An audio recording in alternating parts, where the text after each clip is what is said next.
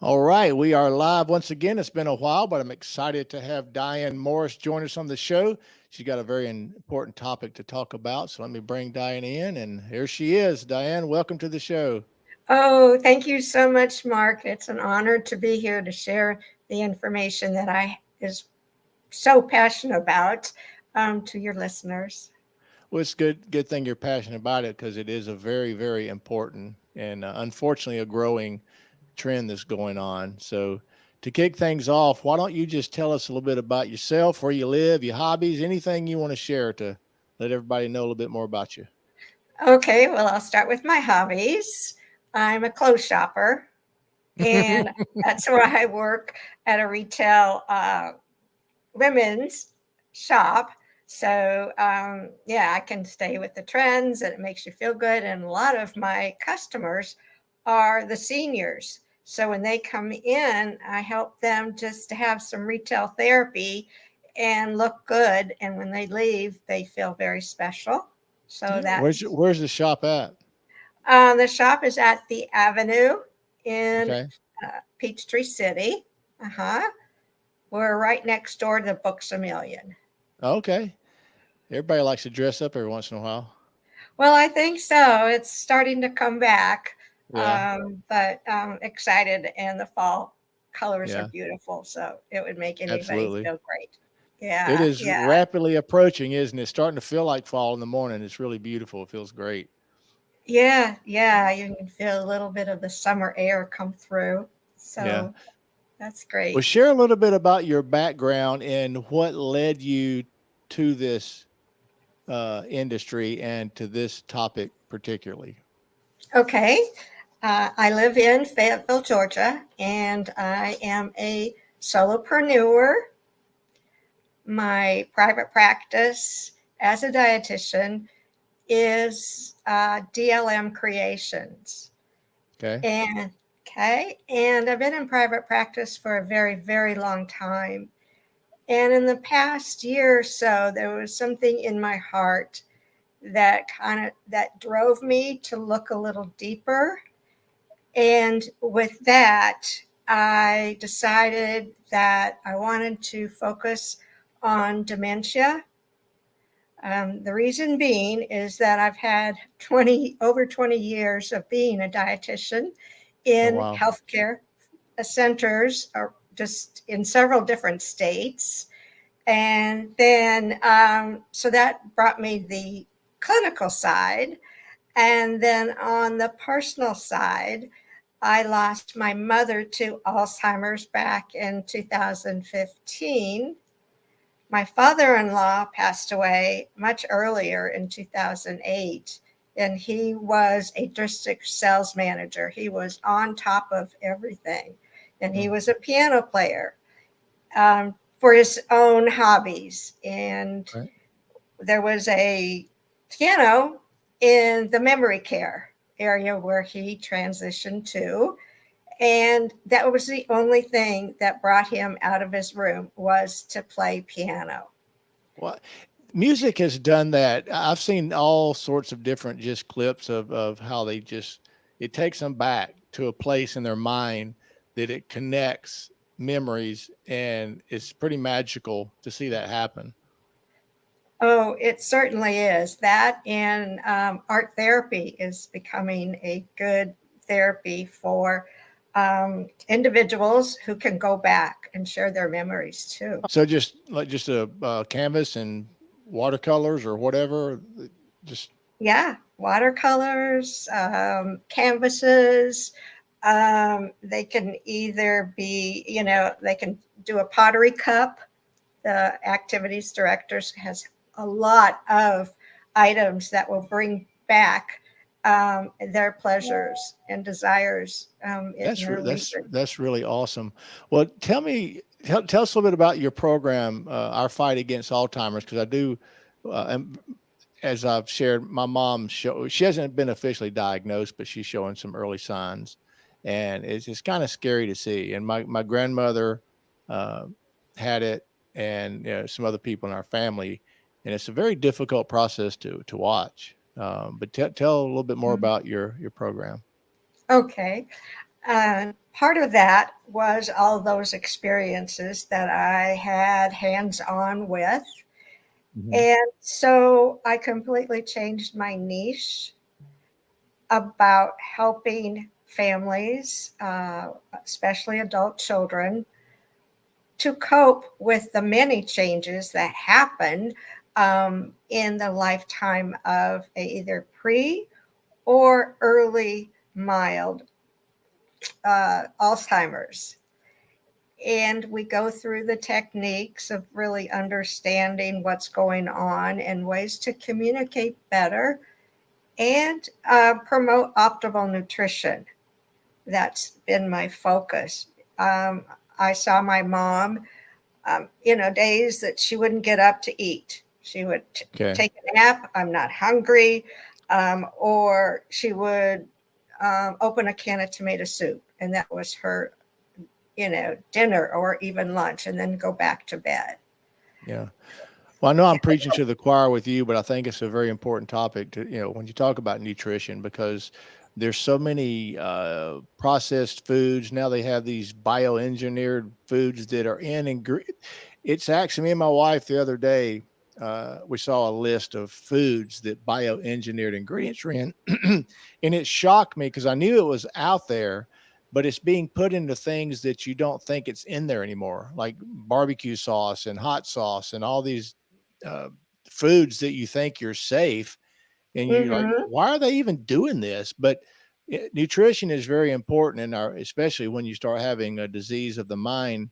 I don't think a lot of people realize that the things we're putting in our foods, the toxic things that we're breathing, shampoos, in the water, it's affecting our entire body, and it affects our mind. So I think one of the things that is important is read your labels, right? And what other tips would you have on the nutritional side of things that people need to? Obviously, sugars are horrible, and Mm-hmm. that's in everything, but sugar is not good for us, especially an overabundance of it. Right, you're so right. And the statistics now are saying that Alzheimer's is not just a senior age disease. Okay, it's being discovered in people that are at least maybe 35 years of age. And because Alzheimer's can be detected all the way back 5, 10, 15 years earlier, and it's, in my opinion, that is about the same time the surge of processed food came Hmm. out. The shelves were busy with sugar and high fructose corn syrup. Which is horrible. Yes, absolutely. And so most of the manufacturers are not putting that in, but they kind of sneak it in different Mhm. names, of course. And the fast food industry, back in the 70s. So I believe part of this is, like you said, the labels, the opportunity to go on any location in a neighborhood and pick up a creamy milkshake or a double cheeseburger, the fries, the French fries, the barbecue chips, the Hmm. barbecued wings. And I believe that really has put the notice and the impact of our mind, our body, to say, stop, I can't do this anymore. And how it stops is close to Discipline. discipline and how your brain even shrinks with all this. And then we're talking about the gut, and the gut is also known as the second brain. Second brain. Yeah, Yeah, absolutely. Well, yeah. everybody can understand that because when you get quote unquote the butterflies in your stomach or upset, your nerves are directly connected to your stomach. That's why you get the queasy feeling, or when you get stressed out and the cortisol flows, your stomach lets you know. So, but there's so many artificially flavored. It, it's mind numbing when you pay attention to it, because years ago, when I was younger, I was a bodybuilder for years, so I was very into, of course, nutrition. And back in those days, it wasn't as easy to access the junk food's easier than ever. You can Right. go into a convenience store and you're covered up with it, or you go into the grocery store and it's like it said, shop on the outer ring of the grocery store, because all in the middle is just your box processed stuff. And again, reading the labels, I think people would be stunned. And a lot of the ingredients that are in American foods are banned in other countries. Yes, absolutely correct. And then you wonder why this happens. And Yeah. it's very political on that Hmm. side. And a lot of grocery stores are having this big bins, buy one, get one free, Yep. Yeah. buy two, get one free. And they're packaged of processed foods, but Hmm. it's the point of, oh, well, it's on sale. I'll bring it in and put it on the shelf in case I need it. And Yeah. perhaps maybe you will never need it, but it's the Right. psychology of pricing, Well, so which, much has changed. My mom used to cook. She used to hand cook 3 meals a day. She was a stay-at-home wow. mom, raised a family, and so we were not raised on eating out and processed food and all that, especially back then. So I think that has a lot to do with because young people, as we're growing up, our minds and bodies are developing, and kids are growing up on sodas and fast food and just junk food, nothing nutrition. And unfortunately, there's the budget side of it. They make it so easy, the Mhm. dollar menu or stuff like that, that people just go and grab something like that, and let their child, here's the iPad, let it babysit you while you eat some Cheetos. And it's Right. unfortunate, but I think I totally agree with you. We're seeing the fallout of that because Alzheimer's, dementia, is showing up in people in very early ages. And Mhm. it goes without saying that a lot of the pharmaceuticals we're pumping in our bodies are part of a contributor to it, in my opinion, Mhm. because Mhm. everything has a pill these days instead of, again, nutrition, because a lot of things can be cured just by proper diet. It sure is. It's the spoke of the wheel of so many diseases. And we are finally through many clinical trials and new medications that are coming out. We're seeing the data that's coming through to be retrospective of what's going on in the world of Alzheimer's. And some of those prevention risk factors are so aligned with chronic health, heart related disease. Mm. And I just want to make sure that people know about that, but I can understand parents are so busy. There's Yeah. single parent homes, there's homes that their children are pay for play and they're out till 8, 9 o'clock at night, or they'll pick up their smart dinner right before the ball game. So Yeah. I don't fault them. It's just the way the environment is to entice them. And they just don't have the time anymore. They can barely give baths, tell stories, and get them in bed at a decent hour. To do it It, all over again the next day. yes, you Yeah. do. You Wake do. up and start your day off with some Fruit Loops, which is a bunch of sugar and colored dyed food and et cetera. But what kind of things do classes? Do you do how do you get the message out? What's the main way you like to get the message out? I'm finding that doing presentations, and I thank you for being on your podcast, it helps people to know the knowledge and know that you're providing evidence based Mm. research, and so that they can trust your podcast and how I can align with more and more women's groups Mm. and home care agencies and independent living, and even at home, because so many adult children might be taking care of their loved ones and how do they fit in? So I help them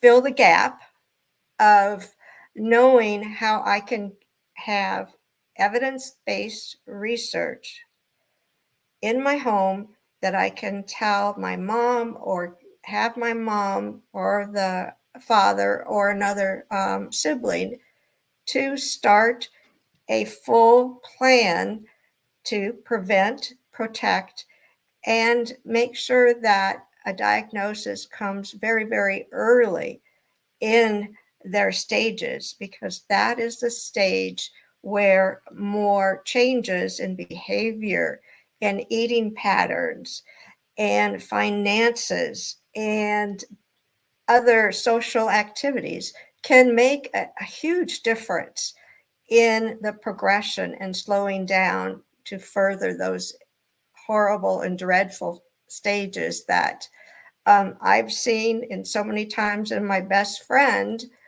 who's maybe 5 years older than me, is going through their last stages of Alzheimer's. Wow. Wow. It breaks my heart. Yes. And that's where my passion is. I want to be the go-to resource to help them, guide them, and support, because so many books are on the market, which are great, articles, YouTube stations, channels, but I provide the passion, the education, the support, and the accountability to say, how's it working? So I do have an online program. It's called Your Fight Okay. Against Alzheimer's. And with that, I offer, after the 6 weeks, I offer a 30, 60, and 90 follow up to see how things are working and be their guidance. You know, that's all I can say. No, I'm going to that's get really good. emotional pretty No, soon. that's okay, because it's a very deep topic, and I think it's great that you're doing this, Diane, because and I think programs are important because people awareness, it begins with awareness, because it's not a topic that is fun to talk about. It's scary, it's intimidating, all those things, but we can't stick it in a closet. So it's good that you've got a passion and a purpose behind it, to bring awareness to, and that somebody can be guided, hold their hand. Here's a program, here's some suggestions, and then it's up to the people to be disciplined enough to make those and implement those changes. But Mhm. it's a serious enough issue that I think there is a big enough motivation to start implementing those changes. And what would be some maybe a brief overview of some things that you would recommend people starting with? Would it be getting certain foods out of their life, like detoxing from it, and then adding in, like, eat this instead of that type of example? Some of that, but as we know, which you are witnessing, the senior uh, population may not feel that they want to take anything out of their kitchen. And you're trending on very soft water. So you have Hmm. to understand the personality and the dynamics of what's going on. And some of those adult children may be close by or far away. So it's they that are translating and fitting to the communication of the family who is, um, in their early stages. So that's how I handle my consultations as a dietitian, to see what's behind the scenes. And I have a gift of taking medical knowledge and translating it and transitioning it to the education and the communication of what is happening first. So we And do that's a, that. yeah, and I'm sorry to interrupt you. You That's had okay. me think of a thought to go along with what you're saying, and I'll give you a live example of how you do help. And when you'd mentioned the behind the scenes, because obviously me and my wife and my sisters are caretaking for my mom and dad, 91, 93. And sometimes it's easy to want them to just enjoy their days and give them what they want. So we're in control of their food intake now. So we're in control of their grocery shopping. My wife cooks Mhm. for them 2 nights a week, and she provides enough to have leftovers. There's always the errands to run and grab them lunch, and it's easy to be convenient there. And was talking with one of my sisters, and when they ask her to go to the store, it's always stuff they don't ask us to get them, like the cookies, the muffins, and the stuff like that. Okay. And so, and my other sister, Debbie, she's in the family. She's more disciplined at this stage of life than even me and my wife are with nutrition, because me and my wife are pretty consistent. We try to watch what we eat and maybe have a cheat day or two, but Mhm, pretty much mhm, during mhm. during the week we're paying attention. But you made a good point, and I think that's an important thing to add, that the caretakers are the front lines when the parents get older. So that's Mhm. kind of a good target for you, because they can make those choices and sort of help clean the kitchen out, so to speak, and have some wrestling matches to do that. But it's all part of it. But it gets back to what you're saying, is being proactive and starting earlier than later, before the diagnosis hits. Or if it's an early diagnosis, hey, you can kind of delay it through your choices, right? So Mhm. that's Mhm. huge in Yeah, I itself. believe so. And nutrition does play a huge part in that. And with my background in senior care, I can help them navigate textures and colors and even the Mm, napkin, or ask the care partner, not, are you ready for lunch? And they could easily say, no, I'm not hungry. Or you can ask them, would you like to join me in having some goodies on the table, mm, and reaching out to their hand? So they're involved, and they're not thinking that, oh, it's a meal and I have to eat everything, kind of going right, back to that little child. So there's so many right. tips and trades. So my 6-week online program, we talk about definitely where it is in the brain that's affecting them, and also how genetics do play a role, but it's not everything, as we're coming to find out. And also, we talk about exactly what is dementia and Alzheimer's. There are so many things to read that may and may not be factual, and hope they are. And then we go into really looking at, like I said, the environment, because those are easy to fix. Where are the rugs? Where in the home? Mhm. Where is the lighting in the home? Just the environment. That's not just nutrition, it's a holistic look. Mm, And those are some hopefully easy checkoffs that you yeah. can start doing.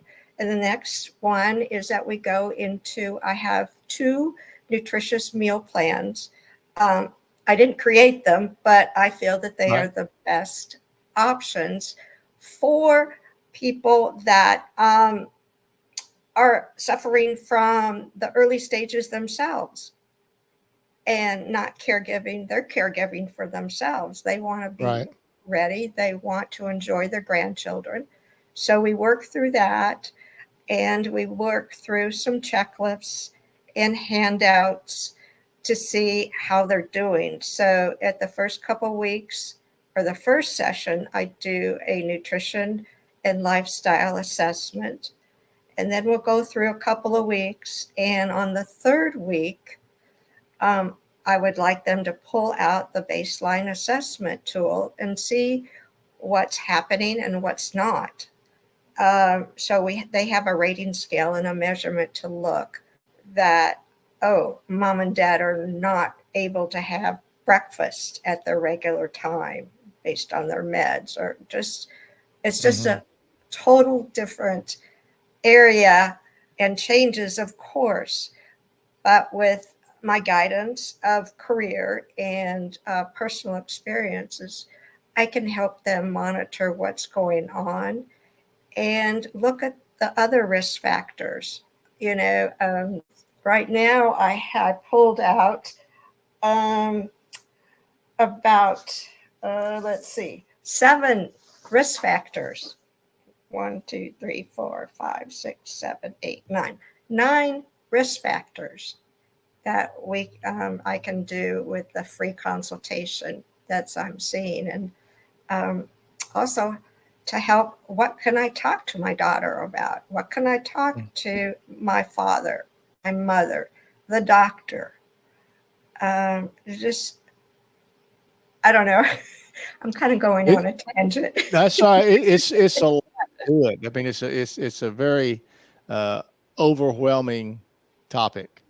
But I think it's so awesome that you're taking this passion and doing something about it, because it is a real issue. And I think it goes without saying, just transparently speaking, we all have, I think, I know I do. You have those moments of anxiety of, oh, I can walk into a room and why did I come in here? You just have those moments of forgetting, Sure. and it's easy to go, is it the beginning, Right. etc. Because I literally can have moments, funny example to where you can be sitting there holding your phone, going, "Where's my phone?" and Oh, yes. you're talking on it, or whatever. But just having those experience to where I literally, as an example, this has happened several times. We have a ROI reverse water filter, and so you fill up the reservoir, and then you put it in there, and it goes through and filters the water, etc. And I will put it on the counter to start filling it up, and I'll go, okay, I'm gonna go over here and put on some hard-boiled eggs or something. And then next thing you know, I come in there and the water's overflowing because I Oh, forgot. yes. So you do things like that and you're going, what in the world is going on? But it still gets to where it's that fine line of, like you were saying, having the things of risk factors, or, telltale signs that, hey, you may need to start paying attention. But anybody, regardless of mindset, is everybody needs to watch what they eat. Everybody needs to be more cognitive of their food intake, because that helps more than just fighting off dementia and Alzheimer's. It fights off a lot of things. So I Right. think Right. just what you're doing in general is a good thing overall. But is there anything else you would like to add that we maybe didn't mention, or something you would like to mention? Well, a couple things Okay. is that some alarming statistics that I like individuals and families to know about, and exactly what those risk factors are Mm. would be very helpful. So let's talk about those risk factors Okay. first. I think All that right. is very informational for them. Okay. Um, they're modifiable lifestyle changes.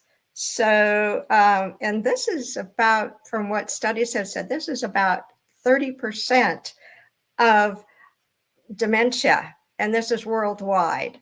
So, one is poor diet. It's at the top of the list, and we certainly talked about how important nutrition is. The second one is lack of physical activities. Mm. We all have kind of a sitting disease, which starts, I believe, in the fall, because you're watching football, you're having the snacks, you're doing a lot of things that are not the best, but you have to take it taste by taste and decide that this is too much, or substitute something versus the fatty dip, or Mm. things that add the calories and the Right. fat. The third one is untreated or poorly controlled high blood pressure. Ooh. And high blood pressure is also in epidemic proportions. But again, that comes full circle to where a proper diet can help that. Sure. So it's sort of like if you take care of number one, the diet, it will help that one too. Hmm. Not that it was necessarily, there are sometimes there's other factors contributing, but it's a good start.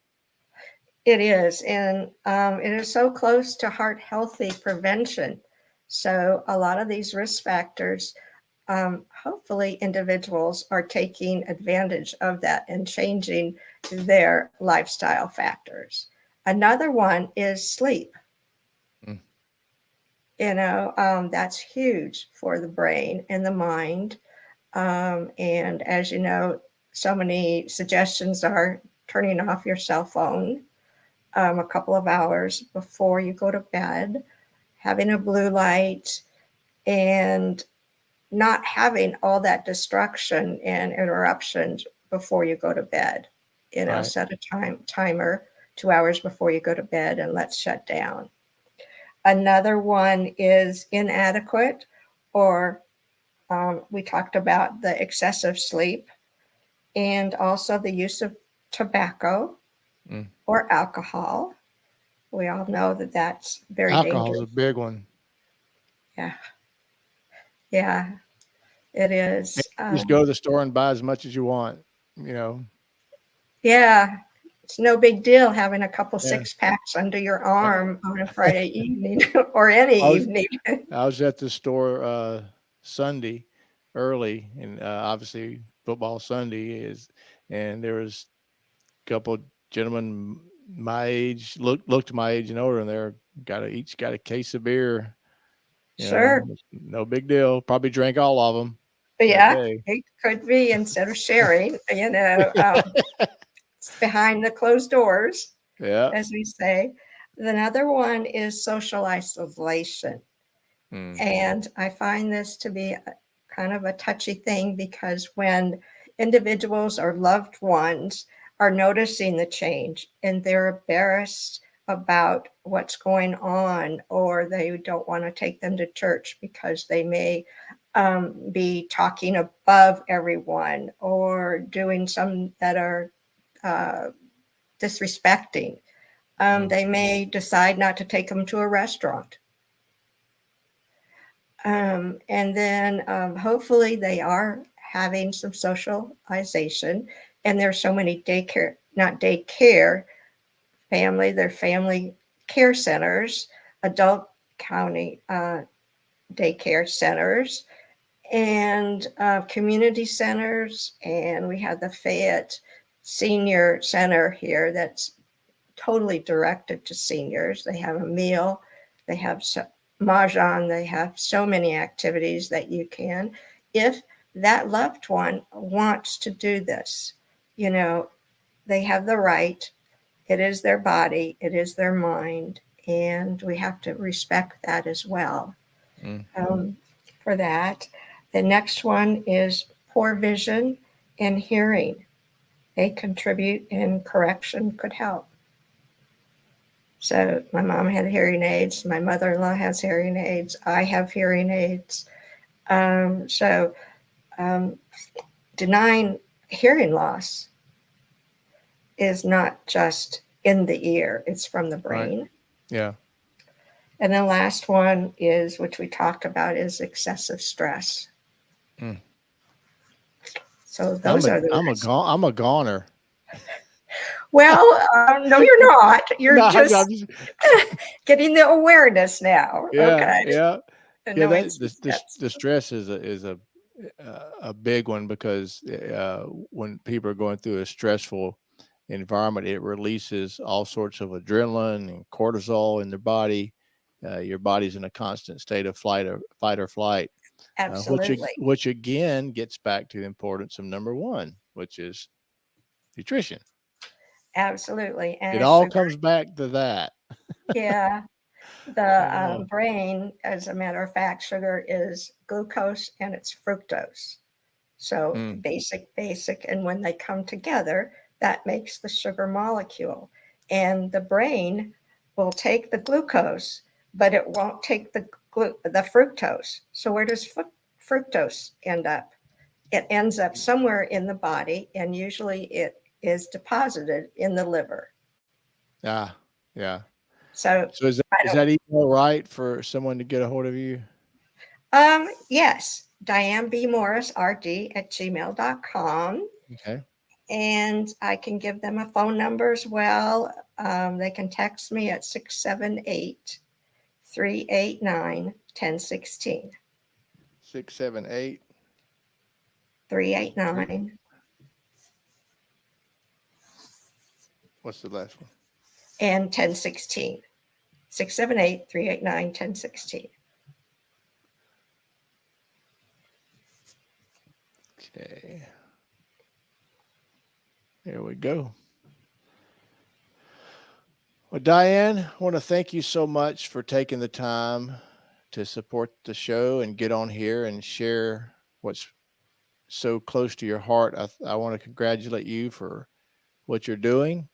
I Thank you. encourage you to stay strong and to just keep being you and keep going out there and making a difference, because it's something that everybody needs to pay attention to, and hopes and prayers that it doesn't affect everyone. But I think everybody pretty much comes across someone they do know or will know.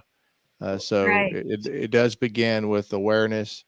And again, I'm proud to see you're doing this, and I wish you Thank nothing you. but all the best and on your journey, and just keep going. But with that being Okay. said, we want to sign off here, and until the next show, I wish everybody a good rest of your